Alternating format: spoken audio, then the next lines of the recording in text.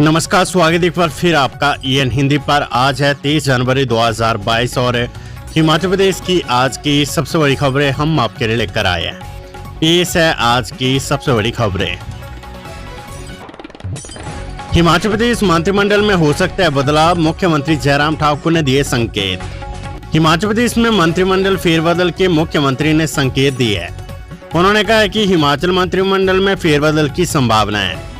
मुख्यमंत्री ने दिल्ली में भाजपा के राष्ट्रीय अध्यक्ष JP नड्डा से मुलाकात की और प्रदेश के विभिन्न विषयों को लेकर चर्चा की है। अभी केंद्र 5 राज्यों के विधानसभा चुनावों में व्यस्त है। इन चुनावों के बाद हिमाचल प्रदेश में मंत्रिमंडल फेरबदल की संभावना है। मुख्यमंत्री ने कहा कि राष्ट्रीय अध्यक्ष JP नड्डा से इस तरह के कई विषयों पर चर्चा हुई है। हिमाचल में अब 60 यूनिट तक मीटर रेंट और फिक्स्ड चार्जेस नहीं देंगे बिजली उपभोक्ता। हिमाचल में बिजली उपभोक्ताओं को 60 यूनिट बिजली फ्री मिलने के साथ अब 60 यूनिट तक ना तो मीटर रेंट लगेगा और ना ही फिक्स्ड चार्जेस। ऐसे में प्रदेश के लाखों उपभोक्ताओं को राहत मिलेगी। राज्य स्तरीय पूर्ण राज्यत्व दिवस पर मुख्यमंत्री जयराम ठाकुर की 60 यूनिट तक बिजली फ्री देने की घोषणा को पूरी तरह से स्पष्ट किया गया है। संयुक्त निदेशक बिजली बोर्ड अनुराग पराशर ने बताया कि प्रदेश सरकार ने घरेलू व कृषि विद्युत उपभोक्ताओं के लिए विद्युत बिलों में छूट दी है। राज्य सरकार के निर्णय के अनुसार भी सभी उपभोक्ता जिनकी बिजली की खपत 60 यूनिट प्रति माह है, जिन्हें 1 रुपए प्रति यूनिट बिजली का बिल देना पड़ता था, अब उनसे किसी तरह का पैसा नहीं लिया जाएगा। इसमें फिक्स्ड चार्जेस और मीटर रेंट की भी पूरी तरह से छूट रहेगी। इसके साथ ही जिन घरेलू विद्युत उपभोक्ताओं की खपत 125 यूनिट तक है, इन्हें वर्तमान में सरकार द्वारा पहले से ही अनुदान युक्त दर 1 रुपए 55 पैसे प्रति यूनिट देना पड़ता है। इसमें सरकार ने 55 पैसे की और छूट दी है। अब इस रात से उन्हें केवल 1 रुपए प्रति यूनिट देना होगा। इस तरह 60 यूनिट तक आने वाले वर्ग में लगभग 4 लाख से अधिक घरेलू विद्युत उपभोक्ता और 60 यूनिट से आगे 125 यूनिट तक आने वाले लगभग 7 लाख से अधिक घरेलू विद्युत उपभोक्ताओं को लाभ मिलेगा। इस प्रकार की विशेष रियायतें घरेलू उपभोक्ताओं के लिए मार्च से और कृषि उपभोक्ताओं के लिए अप्रैल से दी जाएगी। दूसरी ओर किसानों को राहत देने के लिए भी बिजली की वर्तमान अनुदान युक्त दरों को 50 पैसे से घटाकर 30 पैसे कर दिया गया है। हिमाचल में कोरोना से 8 लोगों की मौत, 1714 नए कोरोना पॉजिटिव मामले, ऊना में बंदिशों को हटाया। हिमाचल प्रदेश में शनिवार को कोरोना से 8 लोगों की मौत हो गई है, जबकि 1714 नए कोरोना पॉजिटिव मामले आए हैं। शिमला, चंबा, कांगड़ा जिले में 2-2 लोगों की मौत हो गई है। वहीं ऊना और कुल्लू में 1-1 मरीज की जान गई है। उधर ऊना जिले में सभी व्यावसायिक प्रतिष्ठानों को खोलने और बंद रखने को लेकर लगाई गई बंदिशों को हटा दिया गया है। उपायुक्त राघव शर्मा ने बताया कि कोविड के बढ़ते मामलों को ध्यान में रखते हुए जिला की सीमा के भीतर दुकानों, बाजार परिसर, मॉल को शाम 6:30 बजे तक खुले रखने की समय सीमा निर्धारित की थी। उन्होंने बताया कि 30 जनवरी से समय सीमा की बंदिशों को हटा दिया गया है। उन्होंने बताया कि दुकानों और व्यावसायिक प्रतिष्ठानों को नो मास्क नो सर्विस के नियम और कोविड अनुरूप व्यवहार की पूर्व की भांति अनुपालना सुनिश्चित करते रहना होगा। उन्होंने कहा कि आदेशों की अवहेलना करने पर नियमानुसार कार्यवाही की जाएगी। दूसरी ओर अन्य जिले सोमवार को फैसला लेंगे। उधर कोविड के बढ़ते मामलों को देखते हुए बिलासपुर स्थित एम्स प्रबंधन ने कोविड वार्ड शुरू करने का निर्णय लिया है। इसके लिए आला अधिकारियों को प्रस्ताव भेजा गया है, जिसकी मंजूरी मिलते आयुष ब्लॉक में ये वार्ड शुरू कर दिया जाएगा।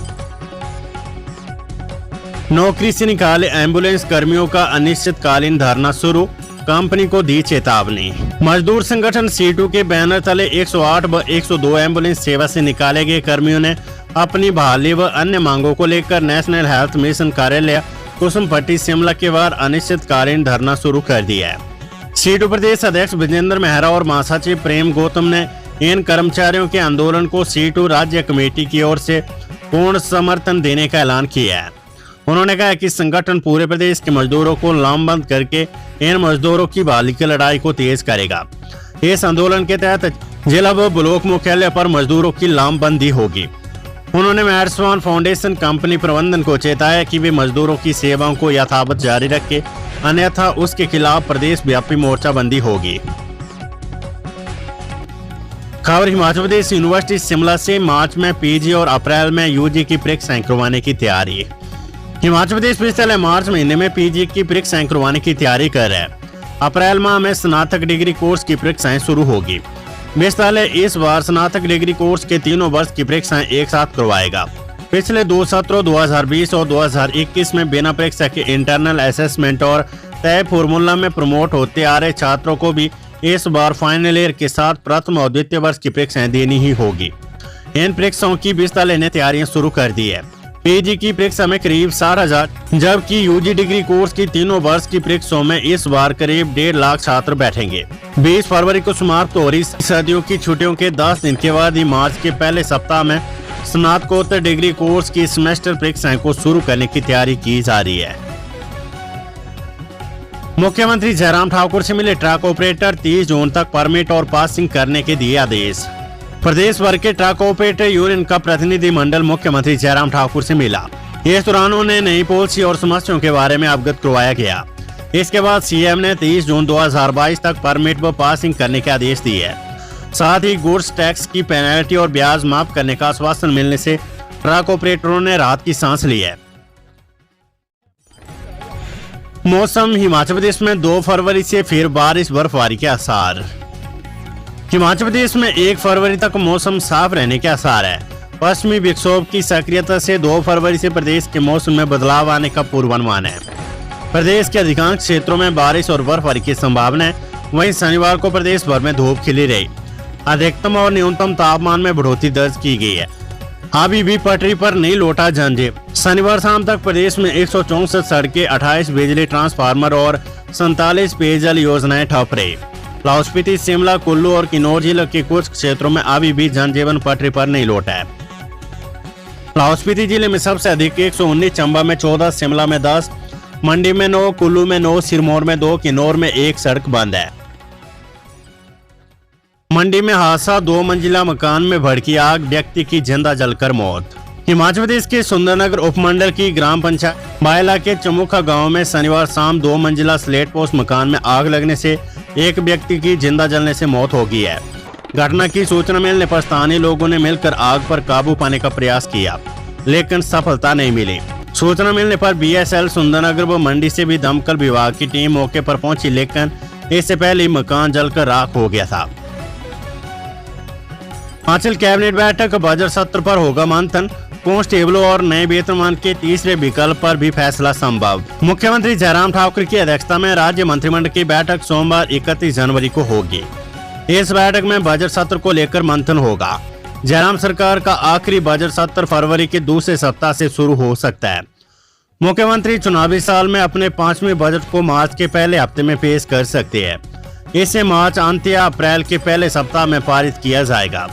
सूत्रों का कहना है कि सोमवार को होने वाली मंत्रिमंडल की बैठक में पुलिस कांस्टेबलों को मिलने वाले संशोधित पे बैंड को अन्य विभागों के समकक्ष कर्मचारियों के अनुरूप देने का ऐलान भी हो सकता है। कर्मचारियों के नए संशोधित वेतनमान के लिए तीसरे विकल्प के नियमों को भी बैठक में मंजूरी मिल सकती है। इन्हें पंजाब सरकार के नए संशोधित वेतनमान के तीसरे विकल्प के नियमों के अनुसार तय किया जा रहा है। सरकार ने बेसिक वेतन और डीए में 15% बढ़ोतरी का विकल्प भी सरकारी कर्मचारियों को दिया है। इससे पहले राज्य सरकार ने कर्मचारियों को 2 विकल्प दिए थे। कर्मचारी तीसरे विकल्प की मांग कर रहे थे। कांग्रेस प्रदेश अध्यक्ष कुलदीप सिंह राठौर बोले, कांग्रेस जल्द बनाएगी चुनावी घोषणा पत्र। हिमाचल प्रदेश कांग्रेस अध्यक्ष कुलदीप सिंह राठौर ने कहा कि जल्द ही चुनाव घोषणा पत्र तैयार किया जाएगा। इसके लिए जल्द इस समिति का गठन किया जाएगा। पार्टी के वरिष्ठ नेताओं को समिति में शामिल किया जाएगा। कांग्रेस ने उपचुनाव में जीत दर्ज की है। लोगों को कांग्रेस से बहुत उम्मीदें है। कांग्रेस के कार्यकर्ताओं, पदाधिकारियों और नेताओं पर बड़ी जिम्मेदारी है। उन्होंने कहा कि जन जागरण अभियान अभी कोविड के मामले बढ़ने के चलते स्थगित किया गया है। हालात में सुधार आते प्रदेश में दोबारा से इसे शुरू किया जाएगा। सरकार अब इस कार्यकाल का अंतिम बजट पेश करते हुए लोक लुभावनी घोषणाएं करेगी। बजट की कमी के बावजूद मुख्यमंत्री रोजाना नई घोषणाएं कर जनता को गुमराह कर रहे हैं। भाजपा के दृष्टि पत्र की कई घोषणाएं अभी तक पूरी नहीं हुई है। आबकारी और पुलिस विभाग की कार्यवाही। सोलन में अवैध देसी शराब का bottling plant seal. Himachal Pradesh में जिला मंडी और हमीरपुर के बाद सोलन में भी अवैध शराब के धंधे का पर्दाफाश हुआ है। इसमें पुलिस ने दबिश देकर रामशहर के लोहार घाट के समीप बेलचड़ी में 2 मंजिला मकान से खाली बोतलें धोने वाली मशीन, खाली ड्रम, बैच पंचिंग मशीन और BRB लेबल बरामद किए है। इसके अलावा यहां पर देसी शराब की अवैध बोटलिंग की जा रही थी। रामसर पुलिस ने राज्य कर एवं उत्पाद शुल्क सोलन के उपायुक्त हिमांशु पवार की शिकायत पर मामला दर्ज कर मकान में बने बोटलिंग प्लांट को सील कर दिया है। अवैध खनन हमीरपुर पुलिस ने 5 जेसीबी 13 टिप्पर किए जब्त, 12 चालकों को लिया हिरासत में। जिला कांगड़ा और हमीरपुर की सीमा पर सुजानपुर में ब्यास नदी में खनन कर रहे माफिया पर पुलिस ने बड़ी कार्रवाई की है। पुलिस ने रात 2 बजे ब्यास नदी के समीप सुजानपुर उपमंडल के जंगल क्षेत्र में इस कार्रवाई को अंजाम दिया है। जानकारी के मुताबिक सुजानपुर पुलिस टीम ने गुप्त सूचना के आधार पर मौके से 5 जेसीबी मशीन व 13 टिप्पर खनन करते हुए कब्जे में लिए है तथा 12 चालकों को हिरासत में लिया है। पुलिस अधीक्षक डॉक्टर आकृति शर्मा, पुलिस अतिरिक्त अधीक्षक विजय सकलानी व SHO सतपाल शर्मा सहित टीम ने इस बड़ी कार्रवाई को अंजाम दिया है।